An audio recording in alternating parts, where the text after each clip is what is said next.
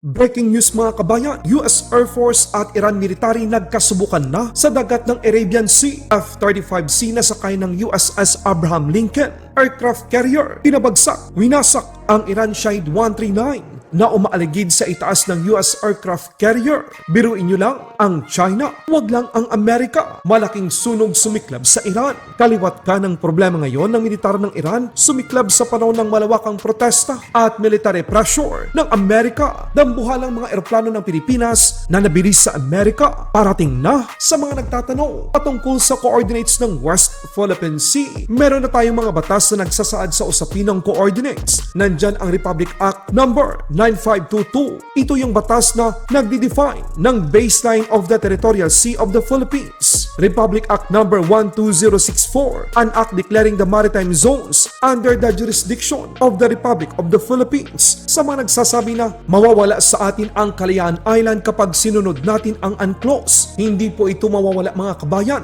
dahil ito ay kasama pa rin sa ilalim naman ng Presidential Decree number 1596 of June 11, 1978.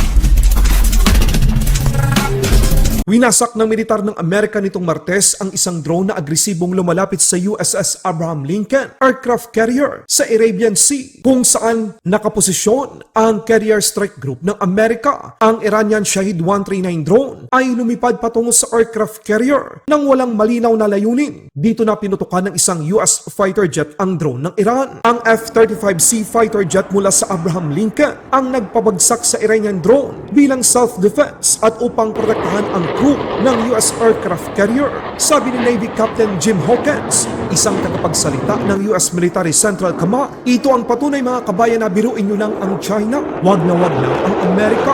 Ang insidente ay nangyari habang inilalatag ng mga diplomat ang mga pag-uusap sa nuklear sa pagitan ng Iran at Estados Unidos. Tumanggi namang magkomento ang Iran sa nangyaring insidente. Kinumpirma naman ang lokal na pahayagan ng Iran na totoong merong drone na nawalan sila ng communication na nagsasagawa ng pagpatrol sa international waters pero ayaw nitong magbigay pa ng karagdagang impormasyon. Wala namang nasaktan sa mga crew ng mga Amerikano at nasira mga kagamitan sa panahon ng insidente. Isang malaking pagkakamali ng Iran military na harasin at subukan ang kahandaan ng puwersa ng Amerika. Today, I did speak with folks over at the Pentagon this morning who said that CENTCOM acted both appropriately and necessarily to protect our U.S. personnel and equipment in the region. So CENTCOM did make the decision to shoot down that Iranian drone. It was unmanned. It was acting aggressively towards our USS Lincoln, which we know that aircraft carrier is in the region at the direction of President Trump.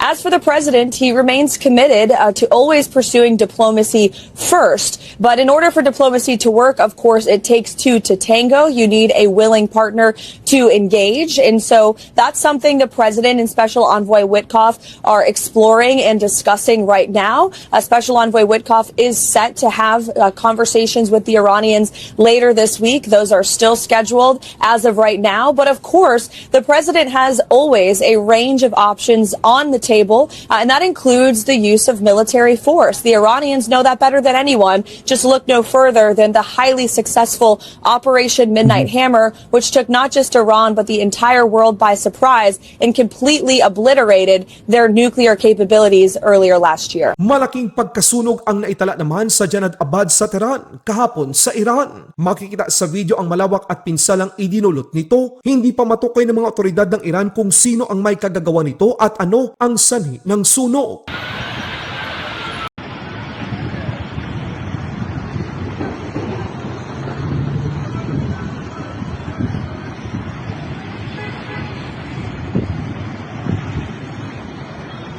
Super good news naman mga kabayan, mga bagong C-130J Super Hercules ng Pilipinas, ipinakita na, pintura na lang ang kulang at good to go na ang mga dambuhala, brand new at mga bagong modelo ng C-130 para sa mga Pilipino. Nakatakdang darating ngayong Hulyo ang unang batch ng mga C-130J30 Super Hercules sa Pilipinas. Sa ibang balita naman sa China, wala ni isang Chinese officials ang kumukontra o sumasalungat sa kanila. Lahat sinasabi sa China mula sa kanilang leader hanggang sa pinakamababang sangay ng kanilang gobyerno hanggang sa kanilang mainstream media, lahat ng napapaloob sa 9-dash line ay sakop nila. Pero sa Pilipinas, kapwa natin Pilipino, may batas na, pero tayo pa mismo ang nagsasabing may mali sa West Philippine Sea. Yan ang dahilan na kahit mali ang ginagawa ng China, mas lumalakas pa ang kanilang loob dahil may mga Pilipinong suportado ang kanilang kampanya. Pero yung China, yung beloved China niya, yung 9-dash line, walang coordinates yun hanggang ngayon.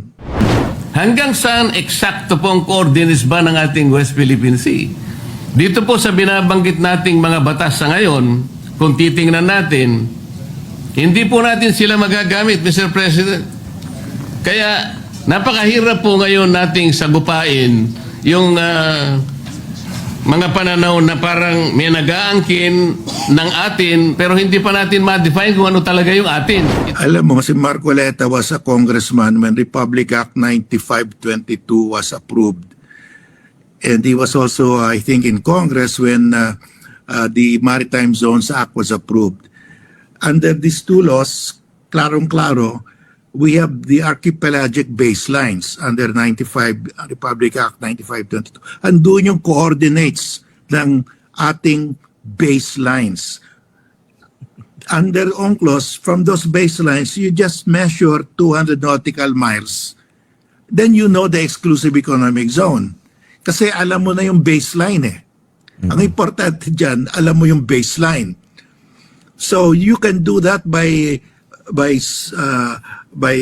satellite technology, GPS, makuha mo kaagad kung saan yung 200 nautical miles. Yung mga bansa naman, the coastal countries of the world did not, there are some who have fixed their coordinates, the limits of their 200 nautical mile, pero madami hindi. Tayo, we have already fixed the coordinates of our baselines. That is sufficient. In fact, more than sufficient yan dahil under UNCLOS, you don't have to make any proclamation, any legal act so that you can claim your territorial sea and your exclusive economic zone. The law, the UNCLOS gives that to you already. You don't have to do any formal act. Nakalagay doon. There is no need for any formal act or formal proclamation to have your legal rights to your continental shelf and your territorial sea because that is already in the law. Mechanical na lang yung measurement. Doon sa measurement, linagay na nga natin yung archipelagic baselines. Alam mo na yung coordinates. So from that, you can measure the 200 nautical miles. Yung China, yung 9-dash line, walang coordinates yan. Kung saan nila nilalagay yung lumalaki pa nga. They added the 10th dash. Sabihin niya, dapat tayo may coordinates. Yung China, wala. And first of all, we already have our archipelagic baselines with the coordinates. That's more than what the UNCLOS requires. In fact, like UNCLOS says automatic yan. Inherent. You have the inherent right to your continental shelf because you are a coastal state. Because if you have a land, yung maritime zone mo, territorial sea and exclusive economic zones, that is just an accessory, ang tawag niyan. Automatically, you have a territorial sea once you have an island.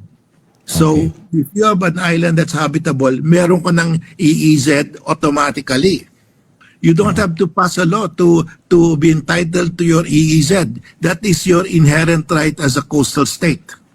Yan ang nakalagay sa UNCLOS. So yung sinasabi ni Marcoleta na wala pa kasi wala tayong batas, mali yun. He's trying to deny what international law has given us already. Laban Pinas.